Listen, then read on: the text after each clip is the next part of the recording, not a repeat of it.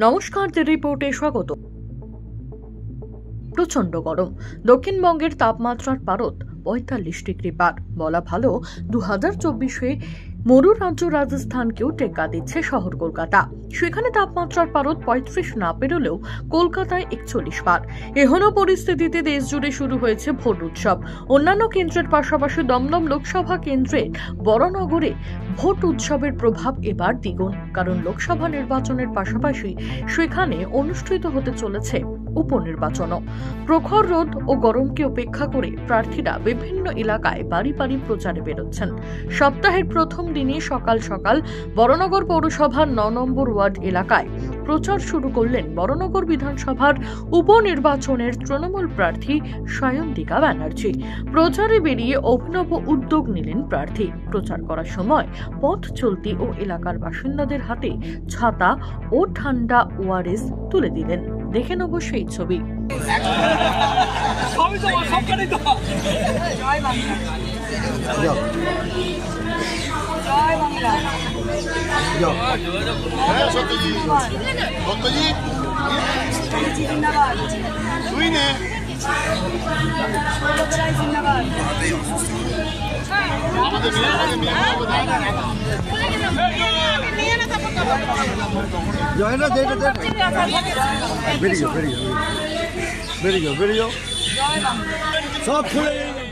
তবে প্রচারে বেরিয়ে সাধারণ মানুষের কাছে ভোট প্রার্থনা করা ছাড়া তাদের হাতে আরো অন্য কোনো কিছু জিনিস তুলে দিতে পারেন একজন প্রার্থী?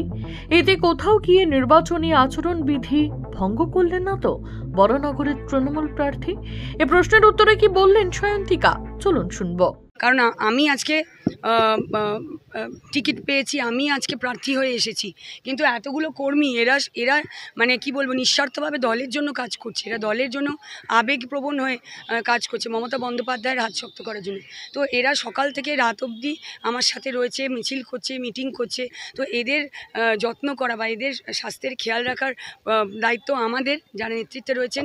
রামকৃষ্ণদার নেতৃত্বে আমরা সকলে আমাদের সকল কর্মীদের, মহিলা কর্মীদের হাতে ছাতা তুলে দিয়েছি, ওআরএস তুলে দিয়েছি, এবং রাস্তায় যেতে যেতে আমরা ডোর টু ডোর করবো। আজকে বয়স্ক মানুষ যারা বাজার থেকে ফিরবেন তাদের হাতে আমরা চেষ্টা করব ছাতা ওআরএস তুলে দেওয়ার জন্য।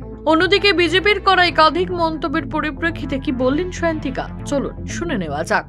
যারা বলছেন এটা তাদের দোষ না, তারা আসলে অশিক্ষিত। আমার মনে হয় তারা আসলে সেই রেসপেক্টটা, সেই সম্মানটা দিতে জানেন না। হ্যাঁ, একটা সৌজন্য বোধ হয় মানুষের সাথে। আমরা একটা পলিটিক্যাল ফিল্ডে যখন আমরা রাজনৈতিক লড়াই করছি, সেটা রাজনৈতিক পরিবেশের লড়াই করছি, সেটা আমাদের পার্সোনাল কারুর লড়াই না, আমাদের কারোর সাথে ব্যক্তিগত কোনো শত্রুতা নেই। তো এটা একটা সৌজন্যমূলক। আর উনি আমার থেকে অনেক সিনিয়র। আমি আজকে সবে 3 বছর হলো আমার রাজনৈতিক পথ চলা। উনি অন্য আদর্শে দলে মানে পক্ষে রয়েছেন, সেটা হতেই পারে।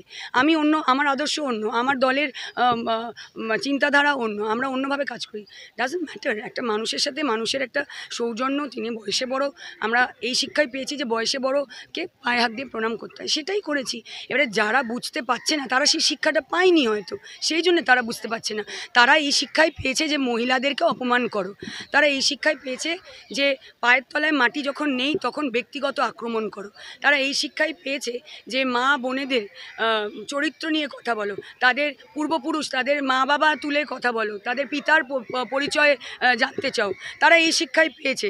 তো এটা এদের দোষ না, শিক্ষাটাই এরমই পেয়েছে তারা। রাজা দে, দ্য রিপোর্ট, বড়নগর।